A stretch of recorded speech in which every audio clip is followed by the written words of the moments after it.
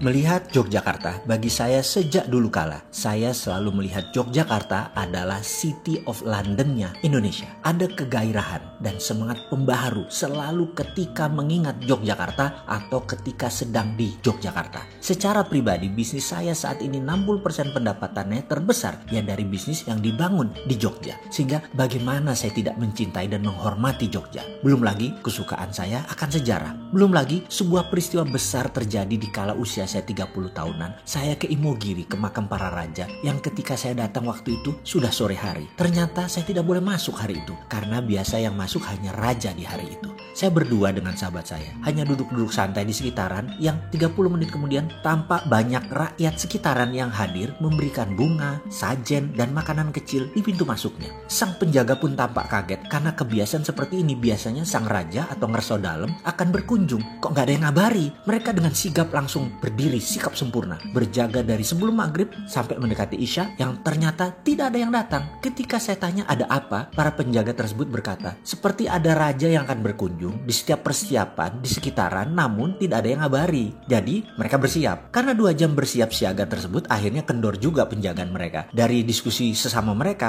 yakin raja atau ngerso dalem tidak akan datang waktu itu. Karena tidak pernah raja hadir di malam hari ke Imogiri. Jadi pasti hari ini tidak akan hadir. Tetapi mereka heran, kok ada yang persiapan seperti ini? Ini untuk siapa? Seorang penjaga yang paling sepuh berkata, dari pagi sampai malam hanya kalian berdua saja yang hadir. Boleh tanya, weton hari lahir kamu apa? Saya jawab, Sabtu Kliwon. Yang kemudian dijawab sambil setengah membungkuk menjulurkan jempolnya ke arah pintu makam raja. Oh, weton rojo, monggo silahkan masuk. Dan saya pun masuk ke dalam ke makam para raja tersebut. Kemudian saya berdoa sekilas terus pamit dan mereka para penjaga mengawal saya dengan sangat baik, sangat protokoler. Mbak Raja, saya terkesan sekali dan sejak saat itu saya seakan dibaiat sebagai warga Jogja. Kembali ke City of London. Kita semua tahu City of London itu bukan bagian dari United Kingdom, bukan bagian dari UK. City of London dimiliki oleh para bankers dan baron, raja-raja tanah, para bangsawan. Merekalah pemilik pound sterling dan menerbitkan pound sterling mata uang Inggris. Mereka punya treaty tersendiri dengan UK, hubungan sejarah yang panjang dan rumit. Karena itu ketika Inggris bergabung bersama negara-negara Eropa dulu sebelum keluar lagi, ya namanya Brexit, tidak bisa serta-merta Inggris mata uangnya jadi euro, tetap pakai pound sterling. Ini semua karena ada treaty, perjanjian yang berlaku selamanya, abadi selama ada yang namanya Great Britain, Inggris. Kita semua juga tahu dalam hukum internasional di Den Haag sana, kerajaan Mataram Jogja tercatat dan berdaulat penuh. Mataram direspek oleh Belanda hingga ketika di awal Indonesia berdiri tahun 45-an, Republik Indonesia masih belum diakui PBB. Presiden Soekarno pun menggunakan strategi yang cerdik, mengatakan untuk sementara berlindung di Jogja sebagai ibu kota pemerintahan Republik. Itu simbol. Soekarno tahu sekali status bernegara. Mataram Jogja berdaulat penuh. Serangan terhadap negara berdaulat beda dengan serangan terhadap pemberontak. Dulu Republik dan tentaranya oleh Belanda dinyatakan sebagai pemberontak. Uang gobang, uang Mataram telah menjadi alat transaksi sejak lama, dihormati oleh Belanda sehingga ada exchange rate-nya. Sebelum kemudian dengan kelicikan Belanda, mata uang tadi ditukar semua menjadi gulden Belanda. Kerajaan Mataram Jogja yang usianya saat ini lebih dari 500 tahun memiliki sejarah panjang dibanding Republik Indonesia yang baru 75 tahunan. Perlu dicatat, dukungan Yogyakarta di awal kemerdekaan adalah sebuah pengorbanan luar biasa dari seorang Raja Hamengkubuwono ke-9